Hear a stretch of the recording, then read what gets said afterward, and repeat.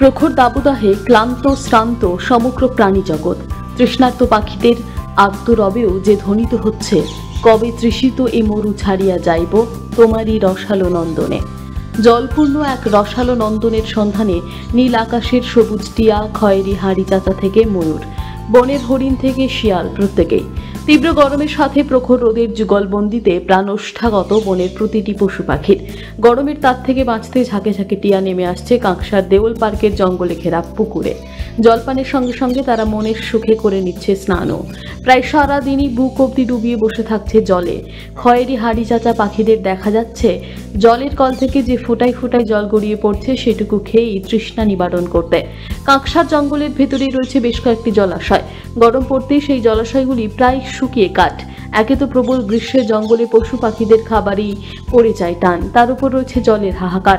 লোকালয়গুলিতে অনেক গৃহস্থের বাড়িতেই আলাদা করে উঠোনে কিংবা ছাদে পাখিদের জন্য দেওয়া হয় জল, কিন্তু জঙ্গলে যে সুযোগ নেই, তাই বন দপ্তরের পক্ষ থেকে বেশ কয়েক জায়গায় জলের সাথে ওআরএস গুলে দেওয়া হচ্ছে, যাতে পশু পাখিদের ডিহাইড্রেশনে ভুগতে না হয়। তবুও প্রয়োজনের তুলনায় সেই জলের পরিমাণ অনেকটাই কম। সেই কারণেই বন দপ্তরের পক্ষ থেকে পরিস্থিতির উপর রাখা হয়েছে সতর্কতা, নজরদারি।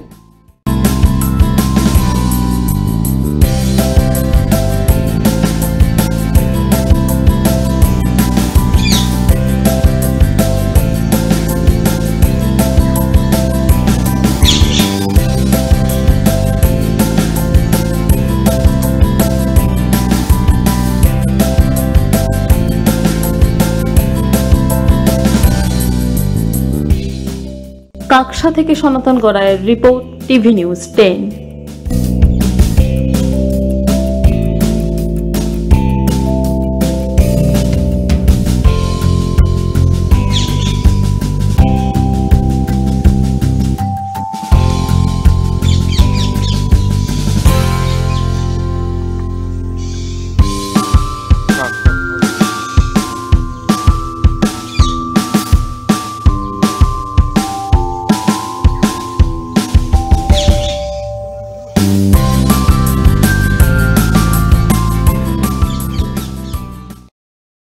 সবার আগে খবরের আপডেট পাওয়ার জন্য সাবস্ক্রাইব করুন আমাদের ইউটিউব চ্যানেল এবং ক্লিক করুন বেল নোটিফিকেশন আইকনে।